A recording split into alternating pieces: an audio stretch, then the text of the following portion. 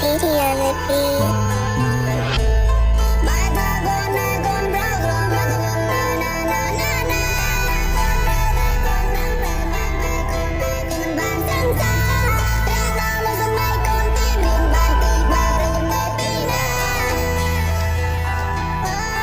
ម៉ែថាកូនណៃកូនប្រុសប្រមាជីវិតណៃណាកូនត្រូវតែខំប្រឹងប្រែងសម័យម៉ែកូនណៃមិនបានចូលសិក្សាធ្លាក់ដល់សម័យកូនទៀតរៀនបានទី3តើរចេះពីណាបាទយើងឡើងសព្រៀតរត់មកស្រុកថៃដើម្បីធ្វើការបើសិនជារាប់ពីប្រវត្តិខ្ញុំវាមិនសូវសប្បាយទេពេលម្នាក់នៅរស់ក្នុងភូមិលី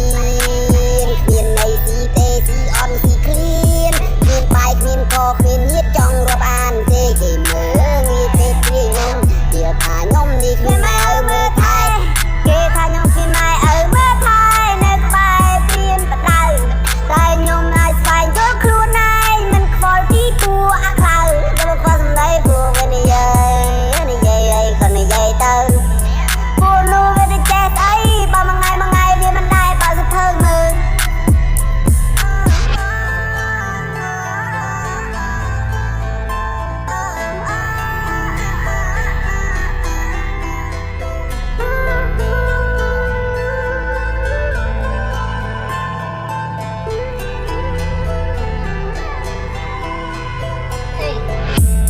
ពុកមកដែរលីទៅធ្វើការទោះតែជីវិតភាពអត់អាហារ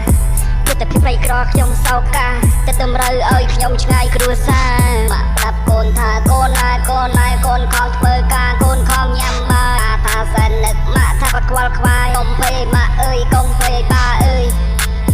កុំភ័យទៀតឡើយព្រោះកូននេះធំហើយសង្ឃឹមថ្ងៃមួយមិនឲ្យលោកទាំងពីរអ្នកលំបាកទៀតឡើយម៉ាក់ប្រាំកូនថាមកពីរៀនមានមកពីរកបណ្ដាក់បង្ខំរកតើអ្នកនឹងសល់អីតើអ្នកនឹងសល់អីស្ថិតនៅខ្វាំបែងវាមិនខុសពីរឿងពិតវាមិនខុសជារឿងព្រេងវាជារឿងពិតគេបញ្ជាក់ប្រឌិតលេងខំប្រឹងធ្វើការខំ